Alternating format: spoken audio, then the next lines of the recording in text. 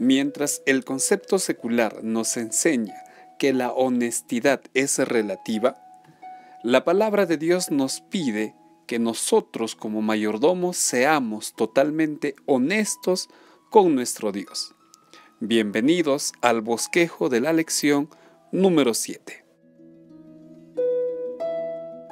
De manera general, esta semana estudiamos la importancia de la honestidad, el carácter sagrado del diezmo. También estudiamos la declaración y una vida de fe y el reavivamiento y reforma. Para entender estos temas, vamos a bosquejar nuestra lección en 3 objetivos. En el primero de ellos entenderemos que el mayordomo tiene que ser íntegro. En el segundo objetivo, reconoceremos y aceptaremos el carácter sagrado del diezmo. Y por último, veremos la importancia de desarrollar una vida de fe. Primer objetivo, la integridad del mayordomo. Tal como venimos estudiando, el Señor nos permite tener diferentes posesiones. Algunos tendremos poco, otros tendrán muchas posesiones. Sin embargo, todo lo que tenemos, el profeta Ageo nos recuerda que le pertenece a Dios. Todo, absolutamente todo este mundo le pertenece a Dios. Entonces, recordando que todo es de Dios, en Lucas 16:10 el Señor Jesús nos indica que las posesiones que Dios nos ha dado es para que la administremos, para que nosotros hagamos uso de ellas. Sin embargo, en Levítico 27:30 el Señor recuerda a su pueblo y nos recuerda también a nosotros que de todas las posesiones el 10% es sagrado, es santo porque le pertenece a Dios, no nos pertenece en absoluto. Es aquí donde se tiene que reflejar o tiene que ver la honestidad del mayordomo, pues nosotros podemos disponer del 90% y el 10% restante, dice Malaquías, tenemos que llevarlo a la iglesia. Eso, como mayordomos, como hijos de Dios, nosotros ni siquiera deberíamos pensar en tocarlo, pues al hacerlo estaríamos faltando a nuestro Dios. Segundo objetivo, el carácter sagrado del diezmo. En este objetivo veremos por qué nosotros como mayordomos no podemos tocar el diezmo. Para ello tenemos que entender lo que dice Levítico 27:30. El diezmo, escribe Moisés, es sagrado, es santo, y el único que puede santificar las cosas es Dios. Y Él ha dispuesto que el diezmo sea algo totalmente sagrado, es apartado de todo lo que Dios nos da, y el Señor dice, eso es mío. Ahora, este concepto está ejemplificado y definido claramente con lo que escribió el apóstol Pablo en Hebreos, utilizando el ejemplo de Abraham. En Hebreos capítulo 7 leemos lo que hizo Abraham, quien lleva el diezmo de todo lo que había ganado y se lo entrega al sacerdote Melquisedec. Al hacer esto, Abraham está reconociendo lo que dice Levítico, que el diezmo es sagrado y le pertenece a Dios. Y Abraham entrega a un representante, a un siervo, a un sacerdote de Dios.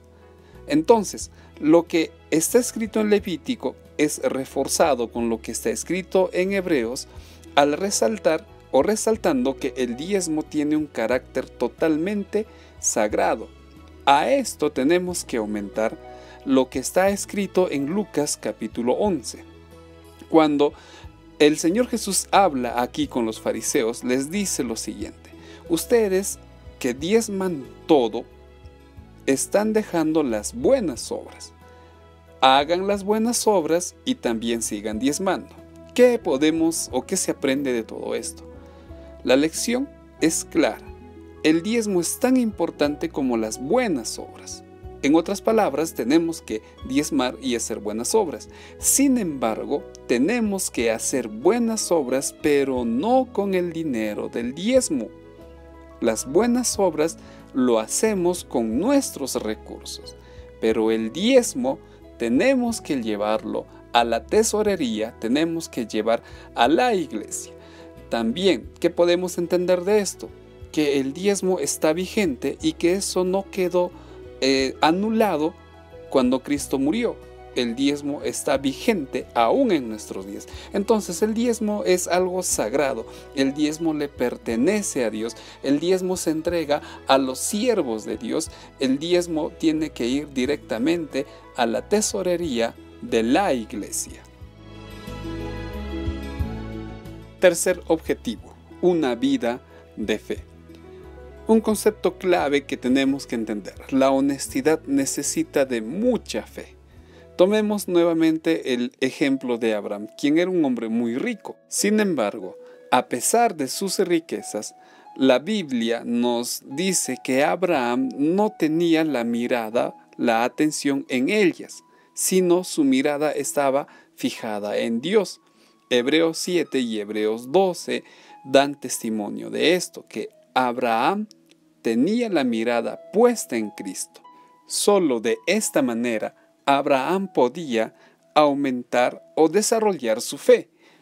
Hebreos 12:2 menciona que únicamente al mirar a Cristo, Él es el que puede hacer que nuestra fe aumente y madure. De esta manera, dependía totalmente de Dios, y en el momento de la prueba, tal como está registrado en Génesis 22, Abraham no dudó al decir que Dios proveería lo necesario, en este caso la ofrenda necesaria para el sacrificio. Ahora, toda vida de fe nos lleva a un reavivamiento y a una reforma, en donde también se involucra el diezmo. Por ejemplo, en la vida de Jacob, que se lee en el capítulo 28 de Génesis, cuando él decide restaurar su vida espiritual, también está el compromiso de devolver el diezmo a Dios. Esto mismo ocurre con Nehemías en el capítulo 9 y en el capítulo 13. Leemos que en la restauración que él estaba dirigiendo para el pueblo de Israel, se presenta la devolución de los diezmos, y el cual tenía que ser llevado a la tesorería, y la restauración del sábado. Entonces, en el reavivamiento, en la reforma que nosotros experimentaremos, tienen que estar presentes estos dos aspectos. Ambos evidencian un verdadero reavivamiento y reforma. Si uno de ellos faltara, el reavivamiento y la reforma simplemente no está completa. Entonces, el diezmo, como dice la lección, es un factor muy importante que demuestra el real compromiso, la real honestidad, el real reavivamiento y reforma de todo mayordomo. Resumiendo nuestra lección, diremos: primero, tenemos que ser íntegros en lo más pequeño que Dios nos da. El diezmo le pertenece a Dios y tiene que ser devuelto en la iglesia. Por último, tenemos que mirar a Cristo, pues solo así desarrollaremos una vida de fe. Finalmente, recordemos las bendiciones que Dios derrama sobre nosotros. Si es posible, enumeremos y decidamos con firmeza devolver al Señor lo que le pertenece. De esta manera, hemos finalizado con el bosquejo de esta lección. Muchas gracias por ver este video. Que el Señor te bendiga. Hasta la próxima semana.